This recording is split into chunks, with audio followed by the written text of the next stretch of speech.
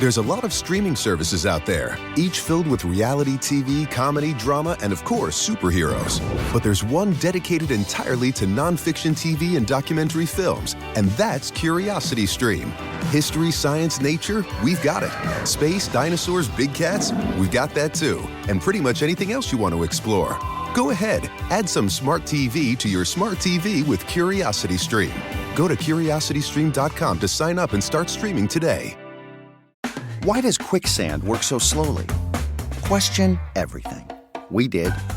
It's how we created the all-new Hyundai Tucson with available innovations like a huge 10.25-inch infotainment screen and digital key technology.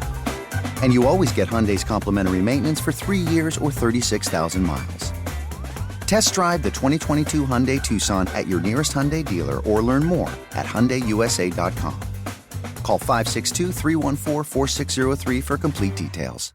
Hey, I'm Peter Bukowski, host of the Locked On Today podcast. Trying to stay on top of every big story in sports is a full-time job. I know, because it is my full-time job. But it's not yours. That's why we have a network of local experts ready to give you the inside scoop on everything you truly need to know in the sports world. And we do it every day to make sure you're always caught up on the latest and greatest in sports. Listen to the Locked On Today podcast every day on the Odyssey app or wherever you get podcasts.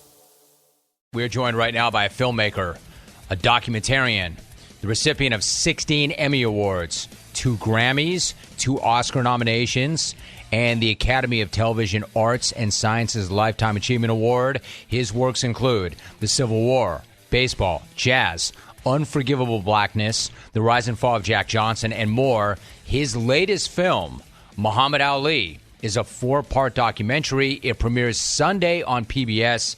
He is Ken Burns. Ken, it is a pleasure to have you on. How are you, Ken? I'm doing well, Jim. Great to hear your voice again. You too, Ken. Great to talk to you. So let's just jump right into this. You worked on this project with your daughter, Sarah, and her husband. It's a film, Ken, that took 7 years to make. Clearly a labor of love. Why was this something that you wanted to devote so much time and energy to? Well, you know, I have to be honest, as you already know, Jim, that there are lots of documentaries about Muhammad Ali, and a few of them are among the greatest documentaries ever made. Most of those, and not taking anything away from them, they're all great works. None of those really do the kind of complete story that we wanted to tell. They're one particular fight or a couple of fights or a series of a couple of years. We wanted to begin with birth and boyhood in segregated Jim Crow, Louisville, Kentucky, and death by Parkinson's 5 years ago, not that long ago. And the whole arc of his career, not just the magnificent career as a boxer, which we detail throughout the series, throughout the 4 episodes and 8 hours, you know, which themselves are phenomenal, kind of like the collected works of William Shakespeare, but also his personal life, his journey in faith that took him so many different places. He intersects with all of the major themes of the last half of the 20th century, like the role of sports in society, the role of black athletes, the definition of black masculinity and black manhood, the civil rights movement, race, politics, war, faith, religion, sex. All of these things are things that we're dealing with today, and Muhammad Ali is, you know, obviously one of the greatest figures in American history, obviously the greatest athlete of the 20th century, I'd argue, of all time, and his story just becomes one of freedom and courage and love. You know, he dies the most beloved man on this planet, and there was a time when many people considered him divisive, when in fact it may have been us divisive in relationship to him and his desire to just be who he wanted to be. Talking to Ken Burns, his latest film, Muhammad Ali, is a 4-part doc. It premieres Sunday on PBS. So, Ken, let me follow you right there. Like, for instance, how would you describe the change in the country's relationship with Ali? Because you're right. I mean, he was very divisive in that one sense. Like, I think a lot of people think about Muhammad Ali, the former fighter, and they think about the man who lit the Olympic flame in Atlanta, and he was such a beloved figure at that point, but that's not the way it always was. So what changed? For instance, did he change, or did everybody else change?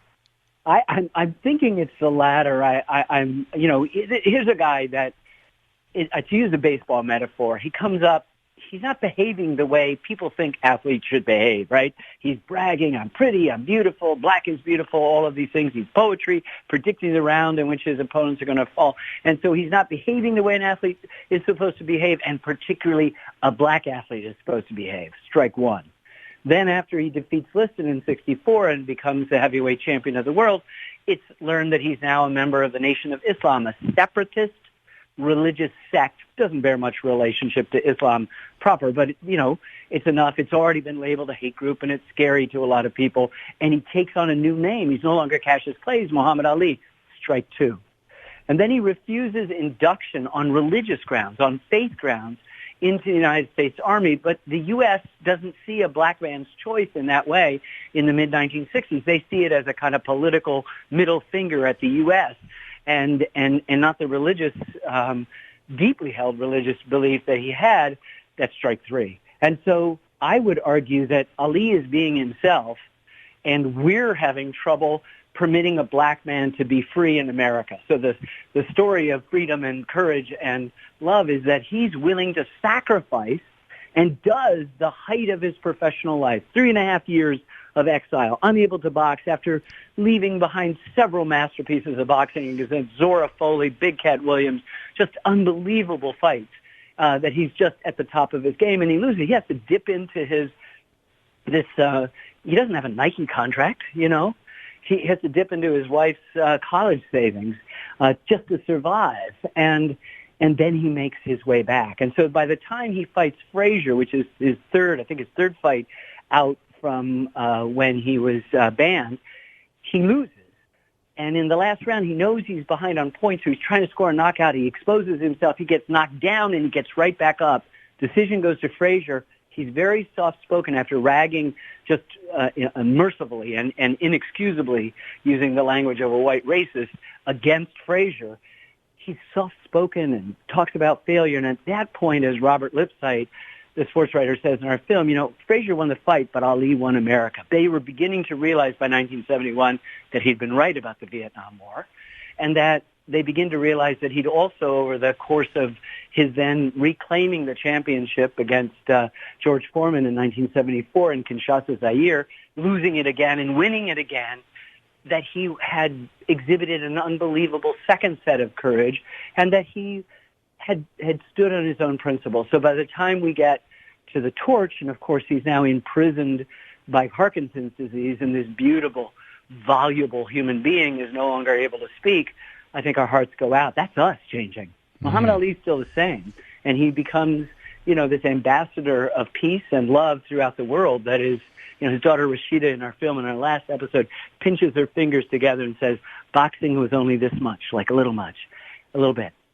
And that the larger message of love was what he was about. And you can see it in the early pictures of him as a kid.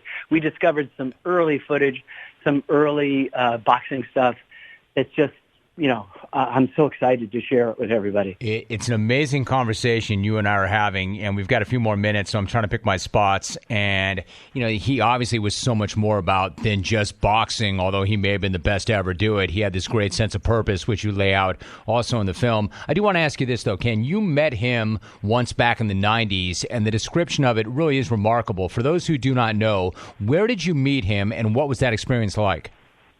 Jim, I still to this day kind of scratch my head trying to figure out what actually took place. I went into a diner after the breakfast rush and before the lunch crowd to get a cup of tea. It was the winter time. I was raising money for the PBS films that we do, and I needed a cup of tea. I turn around after I order, and he's just slipped into a booth. I don't even remember whether he's with anybody else.